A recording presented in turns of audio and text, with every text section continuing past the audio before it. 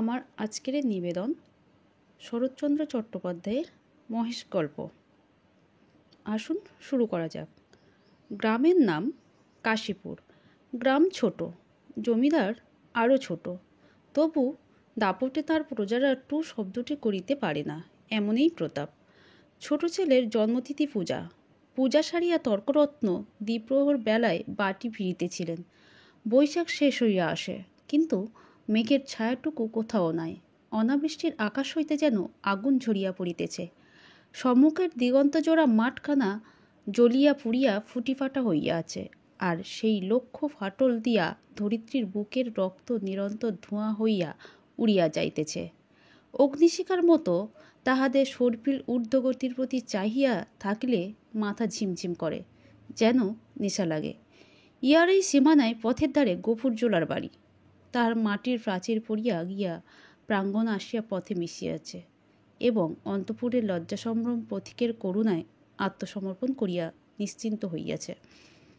পথের ধারে একটা পিটালি গাছের ছায়ে দাঁড়াইয়া তর্করত্ন উচ্চ কণ্ঠে ডাক দিলেন, ওরে ও গোফরা, বলি ঘরে আছিস? তার 10 বছরের মেয়ে দুয়ারে দাঁড়াইয়া সাড়া দিল, কেন বাবাকে? বাবার যে জ্বর। জ্বর? ডেকে দে হারামজাদাকে, পাষণ্ড ম্লেচ্ছ। হাঁকে ডাকে গফুর মিয়া ঘর হইতে বাহির হইয়া জ্বরে কাঁপিতে কাঁপিতে কাছে আসিয়া দাঁড়াইল। ভাঙা প্রাচীরের গা ঘেঁষিয়া একটা পুরাতন বাবলা গাছ, তাহার ডালে বাঁধা একটা ষাঁড়।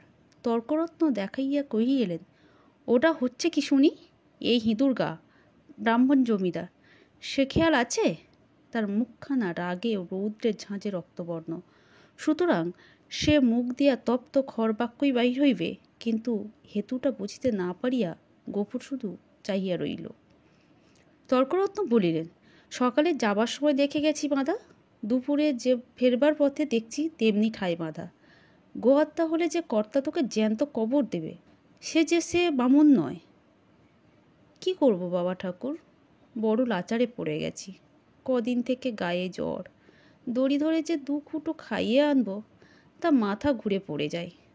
তবে ছেড়ে দে না, আপনি চড়াই করে আসুক। কোথায় ছাড়বো বাবা ঠাকুর? লোকের ধান এখনো সব ঝাড়া হয়নি, খামারে পড়ে। খড় এখনো গাদি দেওয়া হয়নি, মাঠের আলগুলো সব জ্বরে গেল, কোথাও এক মুঠো ঘাস নেই। কার ধানে মুখ দেবে, কার গাদা ফেরে খাবে, কেমনে ছাড়ি বাবা ঠাকুর? তর্করত্ন একটু নরম হইয়া কহিলেন, না ছাড়িস তো ঠান্ডায় কোথাও বেঁধে দিয়ে 2 বিচুলি ফেলে দে না ততক্ষণ চিবুক। তোর মেয়ে ভাত রাঁধেনি, ফ্যানে জলে দে না 1 গামলা খাক। গফুর জবাব দিল না। নিরুপায়ের মতো তর্করত্নের মুখের পানে চাহিয়া তাহার নিজের মুখ দিয়া একটু দীর্ঘ নিঃশ্বাস বাইর হইয়া আসিল। তর্করত্ন বলিলেন, তাও নেই বুঝি? কি করলি খড়? ভাগে এবার যা পেলি সমস্ত বেচে পেটাই নামো। গরুটার জন্য 1 আঁটি ফেলে রাখতে নেই, ব্যাটা কষায়। এই নিষ্ঠুর অভিযোগে গফুরের যেন বাগরোধ হইয়া গেল। ক্ষণেক পরে ধীরে ধীরে কহিল, কাহনখানেক খড় এবার ভাগে পেয়েছিলাম, কিন্তু গ্যালোসনের বকেয়া বলে কর্তামশাই সব ধরে রাখলেন। কেঁদে কেটে হাতে পায়ে পড়ে বললাম, বাবু মশাই, হাকিম তুমি, তোমার রাজত্বে ছেড়ে আর পালাবো কোথায়? আমাকে 15 বিচুলিও না হয় দাও। চালে খড় নেই, একখানি ঘর বাপ বেটিতে থাকি, তাও না হয় তালপাতার গোঁজা গাঁজা দিয়ে এ বর্ষাটা কাটিয়ে দেব, কিন্তু না খেতে পেয়ে আমার মহেশ মরে যাবে। তর্করত্ন হাসিয়া কহিলেন, ইস, সাত করে আবার নাম রাখা হয়েছে মহেশ, হেসে বাঁচিনি। কিন্তু এ বিদ্রূপ গফুরের কানে গেল না। সে বলিতে লাগিল, কিন্তু হাকিমের দয়া হলো না। মাস 2 খোরাকের মতো ধান 2টি আমাদের দিলেন, কিন্তু বেবাক খড় সরকারে গাদা হয়ে গেল, ও আমার কুটুটি পেলে না। বলিতে বলিতে কণ্ঠস্বর তাহার অশ্রুভারে ভারী হইয়া উঠিল। কিন্তু তর্করত্নের তাহাতে করুণার উদয় হইল না। কহিলেন, আচ্ছা মানুষ তো তুই, খেয়ে রেখেছিস দিবি নে? জমিদার কি তোকে ঘর থেকে খাওয়াবে নাকি? তোরা তো রামরাজত্বে বাস করিস, ছোট লোক কি না, তাই তার নিন্দে করে মরিস। গফুর লজ্জিত হইয়া বলিল, নিন্দে করব কেন বাবা ঠাকুর? নিন্দে তার আমি করি নে, কিন্তু কোথা থেকে দিই বলো তো? বিঘে চারে জমি ভাগে করি, কিন্তু উপরি উপরি দূষণ অজন্মা। মাঠের ধান মাঠে শুকিয়ে গেল, বাপ বেটিতে দুবেলা দুটো পেট ভরে খেতে পর্যন্ত পাইনি। ঘরের পানে চেয়ে দেখো, বৃষ্টি বাদলে মেয়েটাকে নিয়ে কোণে বসে রাত কাটায়, পা ছড়িয়ে শোবার ঠাঁই মেলে না। মহেশকে একটিবার তাকিয়ে দেখো, পাঁজরা গোনা যাচ্ছে। দাও না ঠাকুরমশাই কাহন 2 খড়, গরুটাকে 2 দিন পেট ভরে খেতে দিই। বলিতে বলিতে সে ধপ করিয়া ব্রাহ্মণের পায়ের কাছে বসিয়া পড়িল। তর্করত্ন তীরবৎ 2 পা পিছাইয়া গিয়া কহিলেন, আহ মর, ছুঁয়ে ফেলবি নাকি? না বাবা ঠাকুর, ছোঁবো কেন? ছোঁবো না, কিন্তু দাও এবার আমাকে কাহন 2 খড়। তোমার 4 গাদা সেদিন দেখে এসেছি, এ কটি দিলে তুমি টেরও পাবে না। আমরা না খেয়ে মরি ক্ষতি নেই, কিন্তু ও আমার অবলা জীব, আমার বলতে পারে না, শুধু চেয়ে থাকে আর চোখ দিয়ে জল পড়ে। তর্করত্ন কহিল, ধার নিবি? শুধবি কি করে শুনি? গফুর আশান্বিত হইয়া ব্যগ্র স্বরে বলিয়া উঠিল, যেমন করে পারি শুধবো বাবা ঠাকুর, তোমাকে ফাঁকি দেব না। তর্করত্ন মুখে এক প্রকার শব্দ করিয়া গফুরের ব্যাকুল কণ্ঠের অনুকরণ করিয়া কহিলেন, ফাঁকি দেব না, যেমন করে পারি শুধব, রসিক নাগর। যা যা, সর, পথ ছাড়, ঘরে যাই, বেলা বয়ে গেল। এই বলিয়া তিনি একটু মুচকিয়া হাসিয়া পা বাড়াইয়া সহসা সভয়ে পিছাইয়া গিয়া শক্র দিয়ে বলিয়া উঠলেন, আহ মর, শিং নেড়ে আসে যে, ঘুঁতবে নাকি? গফুর উঠিয়া দাঁড়াইল। ঠাকুরের হাতে ফলমূল ও ভিজা চালের পুটলি ছিল, সেইটা দেখাইয়া কহিল, গন্ধ পেয়েছে, এক মুঠো খেতে চায়। খেতে চায় তা বটে, যেমন চাষা তার তেমনি বলো, খড় জোটে না, চাল কলা খাওয়া চাই। নে নে, পথ থেকে সরিয়ে বাঁধ, যে শিং কোন দিন দেখছি কাকে খুন করবে। এই বলিয়া তর্করত্ন পাশ কাটাইয়া হন করিয়া চলিয়া গেলেন। গফুর সেদিক হইতে দৃষ্টি ফিরাইয়া ক্ষণকাল স্তব্ধ হইয়া মহেশের মুখের দিকে চাহিয়া রহিল। তাহার নিবিড় গভীর কালো চোখ দুটি বেদনা ও ক্ষুধায় ভরা। কহিল, তোকে দিলে না এক মুঠো? ওদের অনেক আছে, তবু দেয় না। না দিককে। তাহার গলা বুঝিয়া আসিল, তারপরে চোখ দিয়া টপ টপ করিয়া জল পড়িতে লাগিল। কাছে আসিয়া নীরবে ধীরে ধীরে তাহার গলায় মাথায় পিঠে হাত বুলাইয়া দিতে দিতে চুপি চুপি বলিতে লাগিল, মহেশ, তুই আমার ছেলে, তুই আমাদের 8 সন প্রীতিপালন করে বুড়ো হয়েছিস, তোকে আমি পেট পুরে খেতে দিতে পারিনি, কিন্তু তুই তো জানিস তোকে আমি কত ভালোবাসি। মহেশ প্রত্যুত্তরে শুধু গলা বাড়াইয়া আরামে চোখ বুজিয়া রহিল। গফুর চোখের জল গরুটার পিঠের উপর রগড়াইয়া মুছিয়া ফেলিয়া তেমনি অস্ফুটে কহিতে লাগিল, জমিদার তোর মুখের খাবার কেড়ে নিলে, শ্মশান ধারে গাঁয়ের যে গোচরটুকু ছিল তাও পয়সার লোভে জমা বিলি করে দিলে। এই দুর্বৎসরে তোকে কেমন করে বাঁচিয়ে রাখি বল? ছেড়ে দিলে তুই পরের গাদা ফিরে খাবি, মানুষের কলা গাছে মুখ দিবি। তোকে নিয়ে আমি কি করি? গায়ে আর জোর নেই, দেশের কেউ তোকে চায় না, লোকে বলে তোকে গোহাটায় বেচে ফেলতে। কথাটা মনে মনে উচ্চারণ করিয়াই আবার তাহার 2 চোখ বহিয়া টপ টপ করিয়া জল পড়িতে লাগিল। হাত দিয়া মুছিয়া ফেলিয়া গফুর একবার এদিকে ওদিকে চাহিল, তারপরে ভাঙা ঘরের পিছন হইতে কতকটা পুরানো বিবর্ণ খড় আনিয়া মহেশের মুখের কাছে রাখিয়া দিল। আস্তে আস্তে কহিল, নে, শিগগির করে একটু খেয়ে নে বাবা, দেরি হলে আবার। বাবা! কেন মা? ভাত খাবে, এসো। এই বলিয়া আমিনা ঘর হইতে দুয়ারে আসিয়া দাঁড়াইল। এক মুহূর্ত চাহিয়া থাকিয়া কহিল, মহেশকে আবার চাল ফেলে খড় দিয়েছ বাবা? ঠিক এই ভয় সে করিতেছিল। লজ্জিত হইয়া বলিল, পুরনো পচা খড় মা, আপনিই ঝরে যাচ্ছিল। আমি যে ভেতর থেকে শুনতে পেলাম বাবা, তুমি টেনে বার করছো। না মা, ঠিক টেনে নয় বটে, কিন্তু দেয়ালটা যে পড়ে যাবে বাবা। গফুর চুপ করিয়া রহিল। একটিমাত্র ঘর ছাড়া যে আর সবই গেছে, এবং এমন ধারা করিলে আগামী বর্ষায় ইহাও টিকিবে না, এ কথা তাহার নিজের চেয়ে আর কে বেশি জানে? অথচ এ উপায়ে বা কটা দিন চলে। মেয়ে কহিল, হাত ধুয়ে ভাত খাবে এসো বাবা, আমি বেড়ে দিয়েছি। গফুর কহিল, ফ্যানটুকু দে তো মা, একেবারে খাইয়ে দিয়ে যায়। ফ্যান যে আজ নেই বাবা, হাঁড়িতেই মরে গেছে। নেই? গফুর নীরব হইয়া রহিল। দুঃখের দিনে এটুকুও যে নষ্ট করা যায় না, 10 বছরের মেয়েটাও তাহা বুঝিয়াছে। হাত ধুইয়া সে ঘরের মধ্যে গিয়া দাঁড়াইল। একটা পিতলের থালায় পিতার সাকান্ন সাজাইয়া দিয়া কন্যা নিজের জন্য একখানি মাটির সানকিতে ভাত বাড়িয়া লইয়াছে। চাহিয়া চাহিয়া গফুর আস্তে আস্তে কহিল, আমি না, আমার গায়ে যে আবার শীত করে মা, জ্বর গায়ে খাওয়া কি ভালো? আমি না উদ্বিগ্ন মুখে কহিল, কিন্তু তখন যে বললে বড় খিদে পেয়েছে। তখন হয়তো জ্বর ছিল না মা। তাহলে তুলে রেখে দিই, সাঁঝের বেলা খেয়ে। গফুর মাথা নাড়িয়া বলিল, কিন্তু ঠান্ডা ভাত খেলে যে অসুখ বাড়বে আমিনা। আমিনা কহিল, তবে? গফুর কত কি যেন চিন্তা করিয়া হঠাৎ সমস্যা মীমাংসা করিয়া ফেলিল। কহিল, এক কাজ কর না মা, মহেশকে হয়ে ধরে দিয়ে আয়, তখন রাতের বেলা আমাকে এক মুঠো ফুটিয়ে দিতে পারবি না আমিনা? প্রত্যুত্তরে আমিনা মুখ তুলিয়া ক্ষণকাল চুপ করিয়া পিতার মুখের প্রতি চাহিয়া রহিল। তারপরে মাথা নিচু করিয়া ধীরে ধীরে ঘাড় নাড়িয়া কহিল, পারবো বাবা। গফুরের মুখ রাঙা হইয়া উঠিল। পিতা ও কন্যার মাঝখানে এই যে একটুখানি ছলনার অভিনয় হইয়া গেল, তাহা এই দুটি প্রাণী ছাড়া আরও একজন বোধ করি অন্তরিক্ষে থাকিয়া লক্ষ্য করিলেন। 5-7 দিন পরে একদিন পীড়িত গফুর চিন্তিত মুখে দাওয়ায় বসিয়াছিল।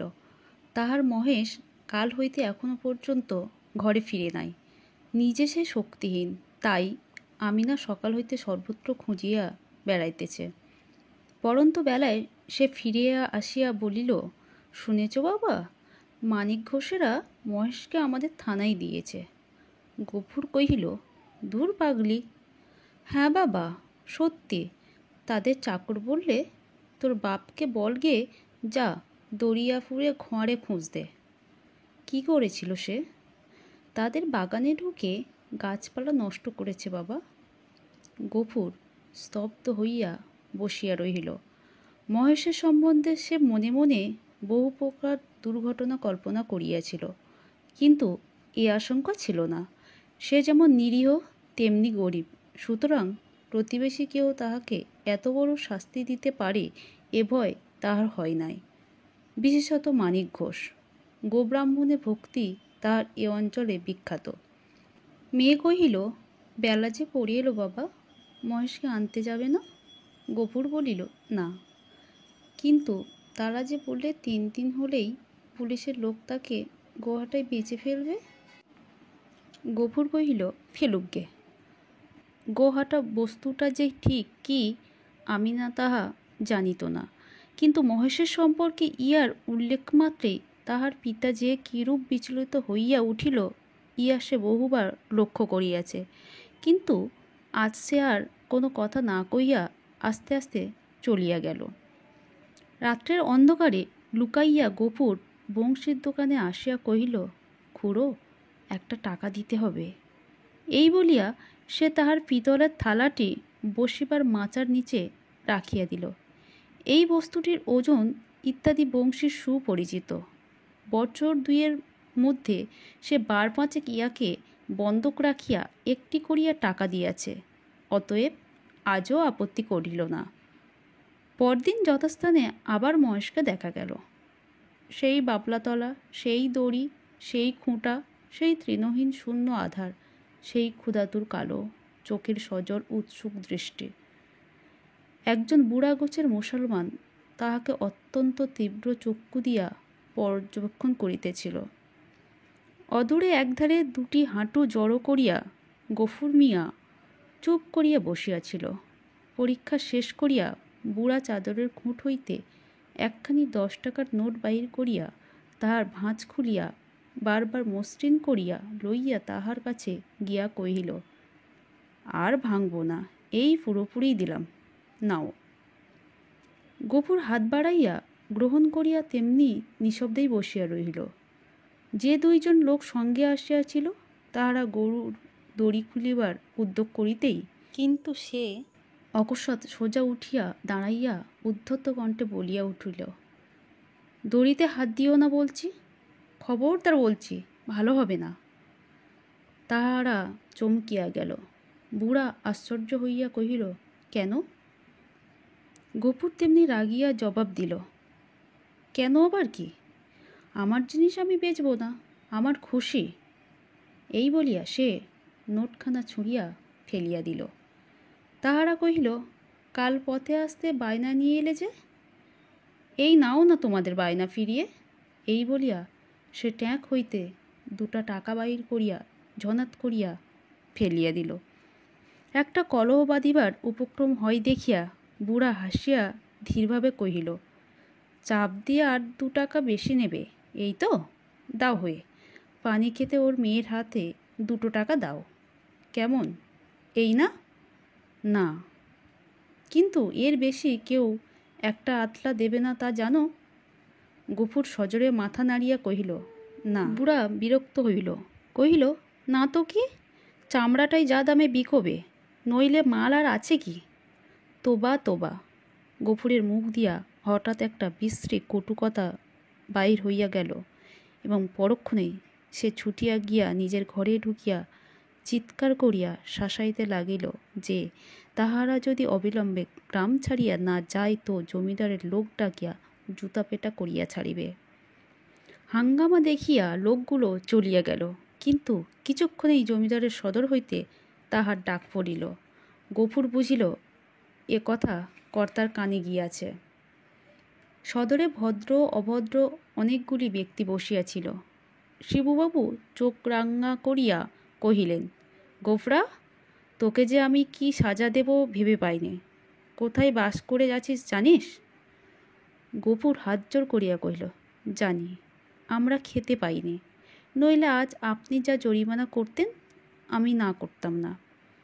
সকলেই বিস্মিত হইল। এই লোকটাকে জেদি এবং বদমেজাজি বলিয়াই তাহারা জানিত। সে কাঁদো কাঁদো হইয়া কহিল, এমন কাজ আর কখনো করব না কর্তা। এই বলিয়া সে নিজের 2 হাত দিয়া নিজের 2 কান মলিল এবং প্রাঙ্গণের একদিক হইতে আর একদিক পর্যন্ত নাক খত দিয়া উঠিয়া দাঁড়াইল। শিবুবাবু সদয় কণ্ঠে কহিলেন, আচ্ছা, যা যা হয়েছে, আর কখনো এসব মতিবুদ্ধি করিস নে। বিবরণ শুনিয়া সকলেই কণ্টকিত হইয়া উঠিলেন এবং এ মহাপাতক যে শুধু কর্তার পূর্ণ প্রভাবে এবং শাসন ভয়েই নিবারিত হইয়াছে সে বিষয়ে কাহারও সংশয় মাত্র রহিল না। তর্করত্ন উপস্থিত ছিলেন। তিনি গো শব্দের শাস্ত্রীয় ব্যাখ্যা করিলেন এবং যে জন্য এই ধর্মজ্ঞানহীন ম্লেচ্ছ জাতিকে গ্রামের ত্রিসীমানায় বসবাস করিতে দেওয়া নিষিদ্ধ তাহা প্রকাশ করিয়া সকলের জ্ঞাননেত্র বিকশিত করিয়া দিলেন। গফুর একটা কথা জবাব দিল না।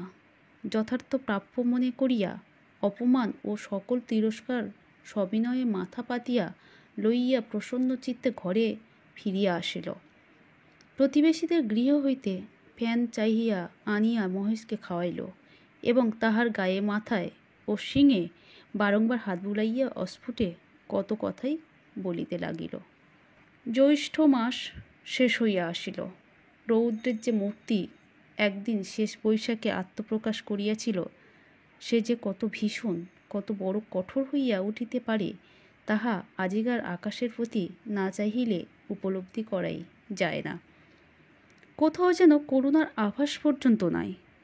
কখনো এ রূপের লেশমাত্র পরিবর্তন হইতে পারে, আবার কোনো দিন এ আকাশ মেঘবরে স্নিগ্ধ সজল হইয়া দেখা দিতে পারে। আজ এ কথা ভাবিতেও যেন ভয় হয়।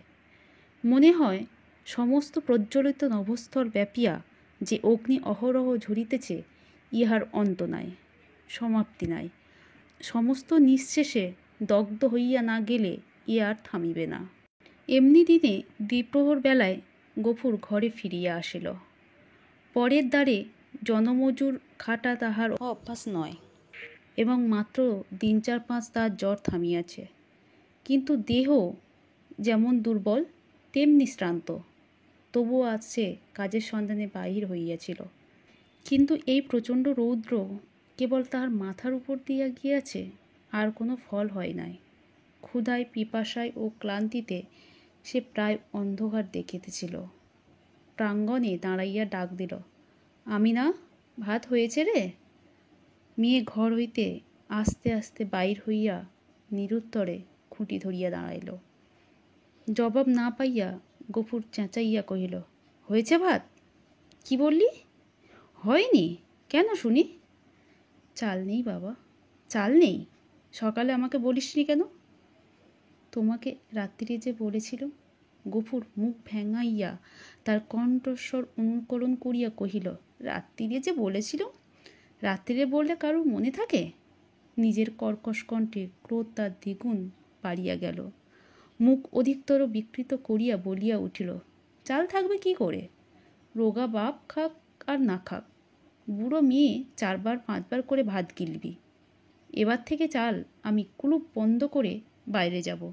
দে 1 ঘটি জল দে। তেষ্টায় বুক ফেটে গেল। বল, তাও নেই। আমিনা তেমনি অধমুখে দাঁড়াইয়া রহিল। কয়েক মুহূর্ত অপেক্ষা করিয়া গফুর যখন বুঝিল গৃহে তৃষ্ণার জল পর্যন্ত নাই, তখন সে আর আত্মসংবরণ করিতে পারিল না। দ্রুত পদে কাছে গিয়া ঠাস করিয়া সশব্দে তাহার গালে এক চর কষাইয়া দিয়া কহিল, মুখ পোড়া হারামজাদা মেয়ে, সারাদিন তুই করিস কি? এত লোকে মরে তুই মরিস নে? মেয়ে কথাটি কহিল না। মাটির শূন্য কলসিটি তুলিয়া লইয়া সেই রৌদ্রের মাঝেই চোখ মুছিতে মুছিতে নিঃশব্দে বাহির হইয়া গেল। সে চোখের আড়াল হইতেই কিন্তু গফুরের বুকে শেল বাঁধিল। মা মরা এই মেয়েটিকে সে যে কী করিয়া মানুষ করিয়াছে সে কেবল সেই জানে। তাহার মনে পড়িল, এই তাহার স্নেহশীলা কর্মপরায়ণা শান্ত মেয়েটির কোনো দোষ নাই। ক্ষেতের সামান্য ধান কয়টি ফুরানো পর্যন্ত তাহাদের পেট ভরিয়া দুবেলা অন্ন জুটে না। কোনোদিন একবেলা, কোনো দিন বা তাহাও নয়। দিনে 5-6 বার ভাত খাওয়া যেমন অসম্ভব, তেমনি মিথ্যা এবং পিপাসার জল না থাকার হেতুও তার অবিদিত নয়। গ্রামের যে 2-3টা পুষ্করিণী আছে তাহা একেবারে শুষ্ক। শিবচরণবাবুর খিড়কির পুকুরে যা একটু জল আছে তা সাধারণে পায় না। অন্যান্য জলাশয়ের মাঝখানে 2-একটা গর্ত খুঁড়িয়া যাহা কিছু জল সঞ্চিত হয় তাহাতে যেমন কড়াকড়ি তেমনি ভিড়। বিশেষত মুসলমান বলিয়া এই ছোট মেয়েটা তো কাছেই ঘেঁষিতে পারে না। ঘণ্টার পর ঘণ্টা দূরে দাঁড়াইয়া বহু অনুনয় বিনয়ে কেহ দয়া করিয়া যদি তাহার পাত্রে ঢালিয়া দেয় সেইটুকু সে ঘরে আনে। এই সমস্তই সে জানে।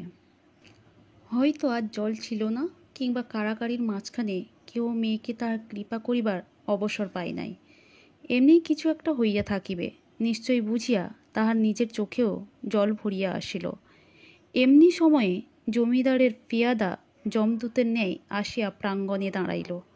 চিৎকার করিয়া ডাকিল, গফরা, ঘরে আছিস? গফুর তিক্ত কণ্ঠে সাড়া দিয়া কহিল, আছি। কেন? বাবুমশাই ডাকছেন, আয়। গফুর কহিল, আমার খাওয়া দাওয়া হয়নি, পরে যাব। এত বড় স্পর্ধা পেয়াদার সহ্য হইল না।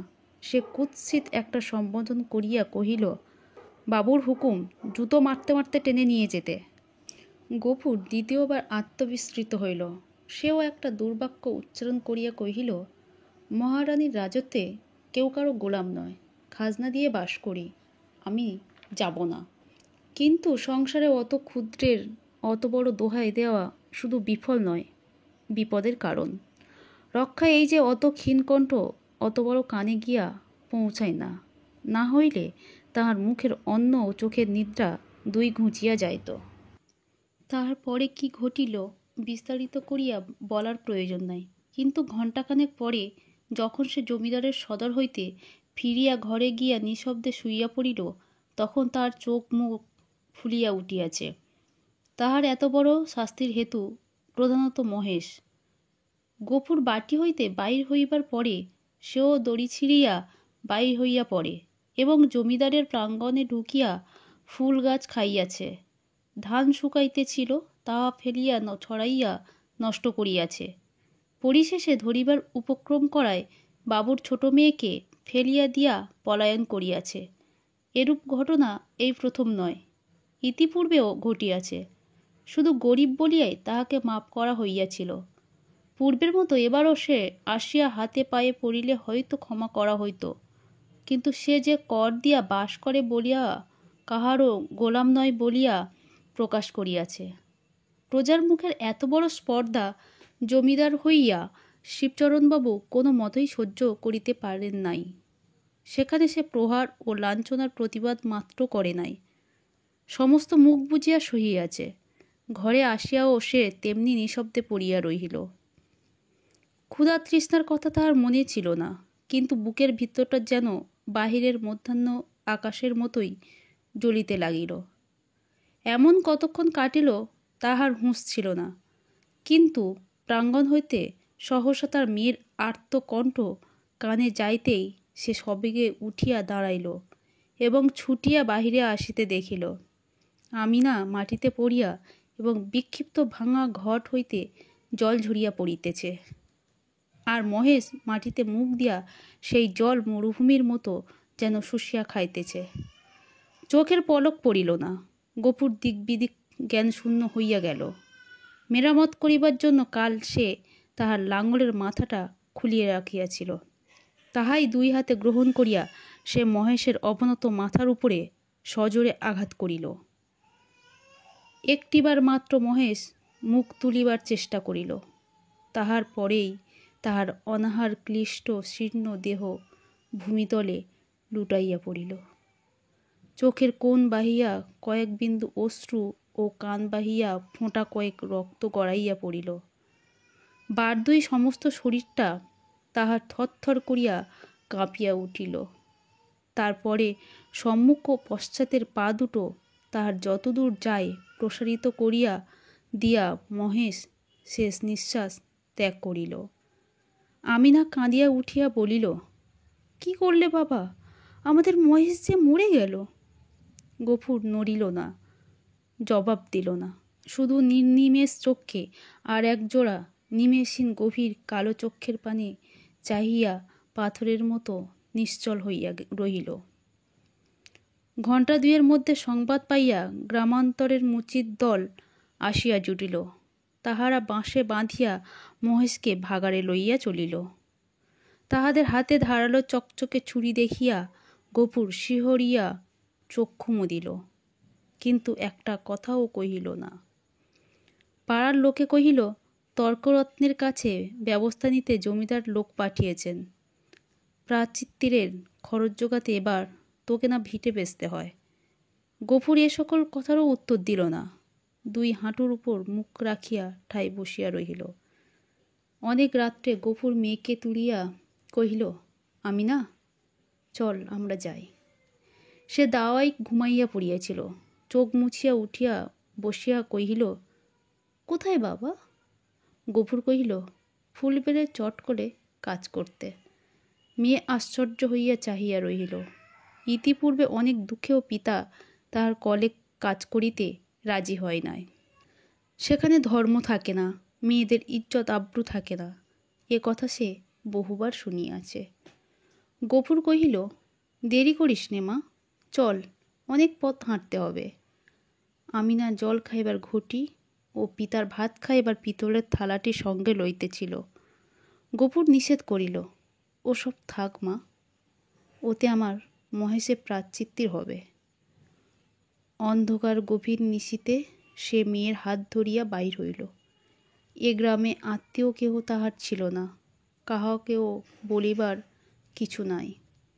আঙিনা পার হইয়া পথের ধারে সেই বাপলাতলায় আসিয়া সে থমকিয়া দাঁড়াইয়া সহসা হু হু করিয়া কাঁদিয়া উঠিল। নক্ষত্রখচিত কালো আকাশে মুখ তুলিয়া বলিল, আল্লাহ, আমাকে যত খুশি সাজা দিও, কিন্তু মহেশ আমার তেষ্টা নিয়ে মরেছে। তার চরে খাবার এতটুকু জমি কেউ রাখেনি। যে তোমার দেওয়া মাঠের ঘাস, তোমার দেওয়া তেষ্টার জল তাকে খেতে দেয়নি, তার কসুর তুমি যেন কখনো মাপ করো না।